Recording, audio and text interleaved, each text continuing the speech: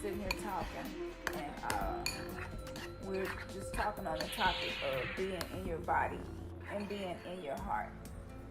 You assume that you're able to make your arms, legs move, your head move, and your mouth move, that it's you and your body. But that does not mean that it's you and your body.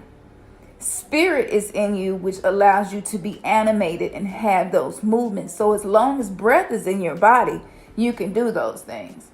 Unless something medical happens and it takes away your ability to do these things. My point in saying this is, if we are a full universe and if we have 7 different bodies, then that means that things can happen that'll rattle you and shake you out of one of those bodies. So let's just say you went through something physical. I'm a perfect example. I had an amount of physical trauma and pain to where it made me leave my body. I flatlined. I died. And it was because the amount of physical pain was more than what my soul was able to bear. And so my soul allowed me to fragment myself and detach from my physical body, and which is what saved my life. If I would have stayed in my physical body and tried to bear that amount of pain, it probably would have caused me to go into cardiac arrest and die. So this is how I was saved. So I'm not saying that this is always a negative thing if you are not in your body, or if any of your 7 bodies are not attached.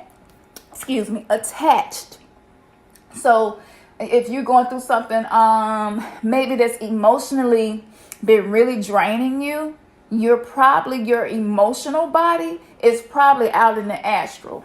It's not with you. You're not grounded. This is what it means to be grounded. Grounding is not something just for your physical body. Grounding is something that is for all 7 of your bodies. So if you're going through something that is emotionally overwhelming, the way that we survive is that we detach from that thing that is causing pain. So this is why you will become emotionally numb.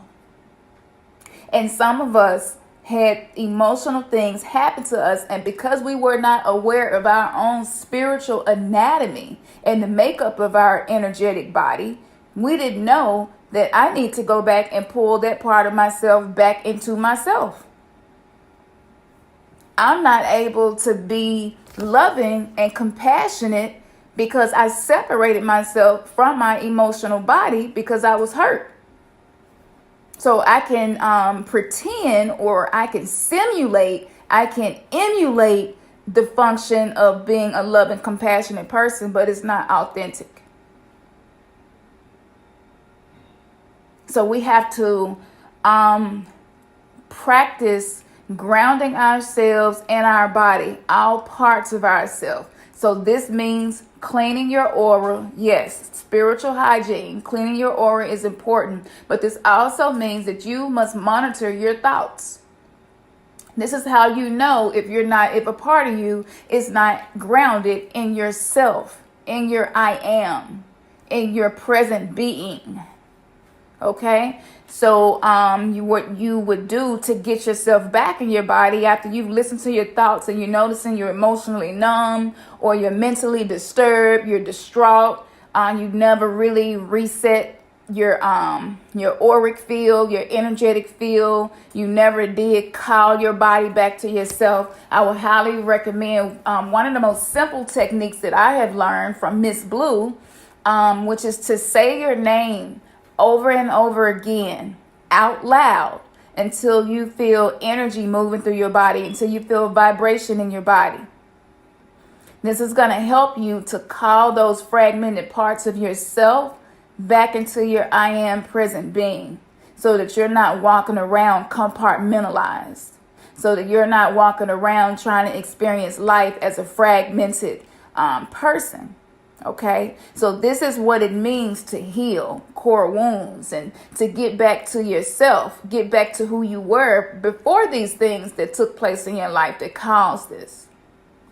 Some of us need to do some work on our pain body. I'm one of those people. As I'm healing my emotional body, my pain body will begin to resolve itself of a lot of trauma that I have experienced.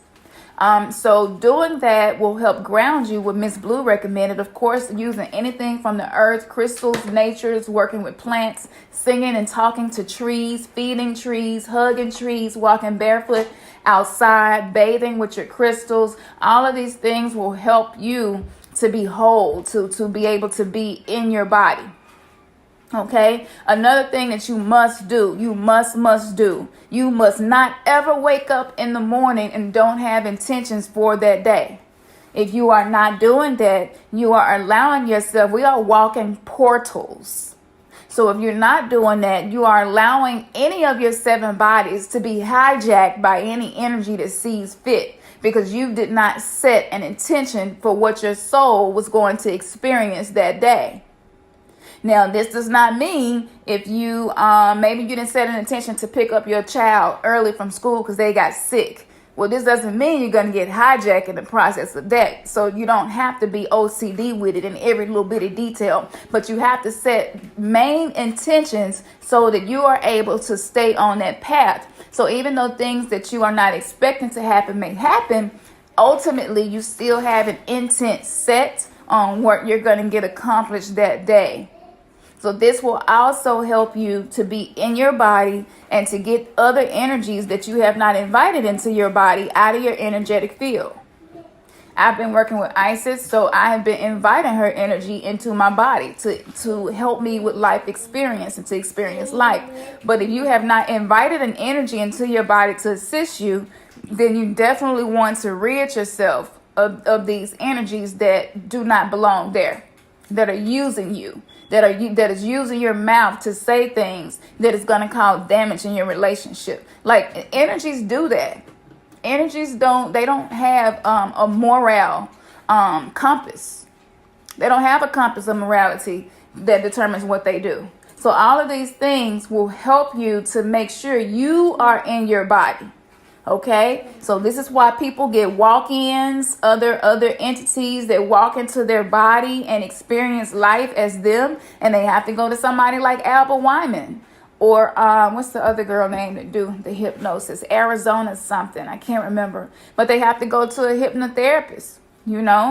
Alba Wyman calls her technique the forgiveness technique. You can go and watch those and see how she's able to pull forward all of these different energies, entities, and even dead ancestors, dead relatives sometimes take up space within your body and experience life through you. Okay. A lot of us picked up walk-ins as children when we were sad and alone and by ourselves. When you're in that low vibrational energies can come into you. And when you listen to Alba Wyman's sessions, you will see that a lot of the things that are speaking, that she's channeling and calling up to speak through them, a lot of them got in when they were young, when they were children, when they were teenagers, when they were babies. And they really feel that they come to help you. Some of them feel like they come to help you. And they'll say, well, I came to help her. She was abused and she needed a friend. And so I came into her body and used her body to protect her. And this manifests as a defense mechanism. This manifests as this whole other personality you got that ain't really you. It's whatever that entity was that got inside of you at that time. And it is something that can be used for survival. But as we are going up in our consciousness and dimensions, we're having to shed those things we've been using for survival so that on a collective level, humanity can begin to thrive. When you're not in your body and you're in a relationship with somebody, because you've been running from yourself, running from your issues, running from your shadows, not facing your demons, projecting, blaming, anything that you can do to protect this avatar false self that you have needed to exist. Well, your spouse, your partner is actually in a relationship with someone else than the person that they chose to be with, because you are not yourself. So this is why we say things like, I ain't been myself lately. I ain't been feeling like myself. That's because there's another energy that has taken up domain in you and is using your body to experience life the way it wants to. And so, I could figure out why I'm not a cold person. I'm a pretty warm, loving person. But it's like this force field been in between us where I can't merge my energetic field with his. I can't merge my heart with his. Even if I try to force it, he going the opposite direction. No matter what I do, he's moving in the opposite direction. And so, I'm definitely not gonna want to be comfortable having certain conversations with you because you ain't you.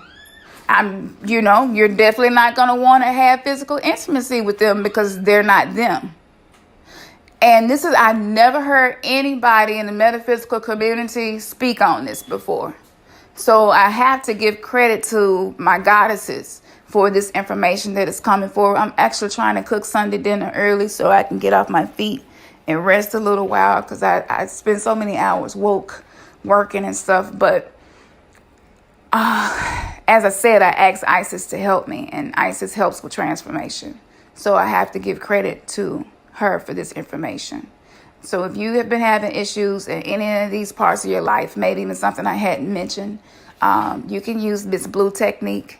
You can watch Albert Wyman sessions. And for someone to help you regain your sense of self, because sometimes after a while you've been separated from your body, separated from certain emotions, separated from certain feelings, you ignore certain events that happen to you. You don't go back and re-script those events, like just avoiding, being dismissive to yourself, abandoning yourself, neglecting yourself, not loving yourself. When you've been doing it for so long, you think it's you. You lose a sense of self. So you'll start feeling lost, but you don't know what to do to get back.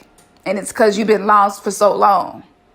And so what you have to do is you have to use these things. Use people like Matt Kahn to help get your consciousness whole, to heal the holes poked in your consciousness by the events that happen in your life. And what he does is he makes sense of them so that they can heal. So it allows your mind to be able, your pineal gland, your third eye, to open. It helps your heart to be less wrapped in steel, trying to guard itself, right? And as that happens and you're receiving the information and what he's saying, I would definitely call him the heart doctor. He's the heart guru. And so this will help you to have a sense of self, to figure out who you are. Because again, all of that shit make you forget who you are. And so you will be on edge all the time because you feel lost. You don't know who you are. You don't know how to get your sense of self back. So this will help as far as teachings. Let's see, is there anything else? I think that's enough. I could keep going on and things that you can do to get you in your body. But know that walk-ins, body snatchers, other energies, all of that is real and it's 24/7. So another thing that you want to do, you have to do self-love practice with shadow work. So don't not use these teachers. Don't avoid the things because they're uncomfortable. You will never regain your sense of self. You will never serve an eviction notice to the energies that have hijacked you and are trying to hijack your life. So you have to use the teachers that we have been blessed with. Use these techniques so that you can find your way back to yourself. And for those of you who have went through abuse and neglect, maybe grew up in a very dysfunctional family, I would recommend you listen to Lisa Romano. She's really good at helping you identify the dysfunction, the root of that dysfunction, and how you can heal that dysfunction. So I highly recommend her for that. Yeah.